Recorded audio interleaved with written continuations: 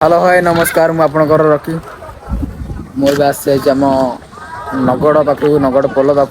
ପୋଲ ପାଖକୁ ଆସିଲା ଭିତରେ ଦେଖି ଗୋଟେ ଜିନିଷ ଦେଖ ମୁଁ ଆପଣ ମାନଙ୍କୁ ଦେଖଉଛି ବହୁତ ସାରା ଲୋକ କଣ ସବୁ କରୁଛନ୍ତି ମାଛ ଧରିବା ପାଇଁ ପୁରା ଲାଗି ପଡିଛନ୍ତି ଜାଲ ପୁରା ବହେ ଦେଖିପାରନ୍ତୁ।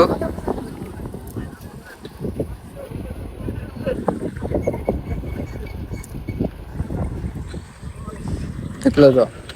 ଆମର ସେ ଯୋଉ ବନ୍ଧଟା ହେଇଥିଲା ଆମର ସେପଟେ ପୋଲ ହଉଛି ବନ୍ଧଟା ହେଇଥିଲା ସେ ଆମର ସେଟା ଖସି ପଡିଛି ଖସି ପଡି ପାଣି ଟା ଚାଲିଛି ମାଛ ପ୍ରବଳ ହଉଛିନି କାଲି ଆମ ଏପଟ ନଈରେ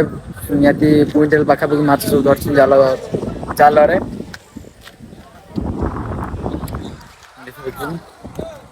ମୁଁ ଏବେ ସେଠି ରହିବେନି ମୁଁ ଭାବିନି ଗୋଟେ ଭିଡିଓ ଟା ବନେଇଦେଇ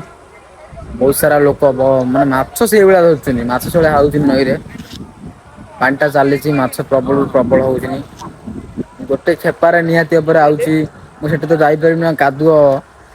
ଗୋଟେ ଖେପାର ଆଉଛି କିଲେ ଦି କିଲେ ଏଇଭଳିଆ ଆଉଛି ଗୋଟେ ଖେପାରେ ମୁଁ ଜାଣିବାର ପାଇନି ଏଟା ପୁଣି ଥରେ ଦେଖଉଛି ଦେଖନ୍ତୁ ଏ ଲାଇନରେ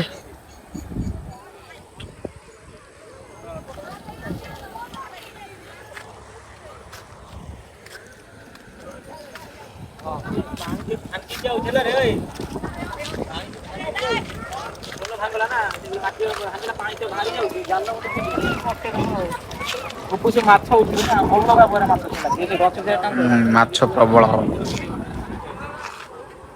ଆଜି ନା ଇଏ କାଲି ଭାଙ୍ଗିଥିଲା ଆଜି ଭାଙ୍ଗିଲେ ଆଜି ପାଣି ଟା ମାଛ ଚଢିଗଲେ ଯୋଉମାନେ ମାଛ ଖାଇବା ପାଇଁ ଚାହୁଁଛ ଜଲଦି ଜଲଦି ପଳେଇ ଆସ ନଗଡ ପୋଲ ପାଖକୁ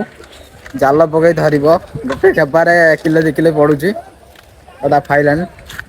ଚାଲ ଆମେ ଯିବା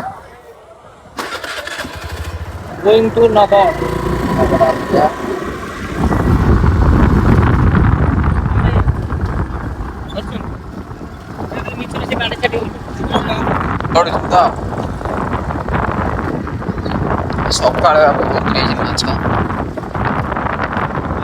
ସେଇ ଗୋଟେ ପୋଲରେ ସିନା ଯାଇଥାନ୍ତୁ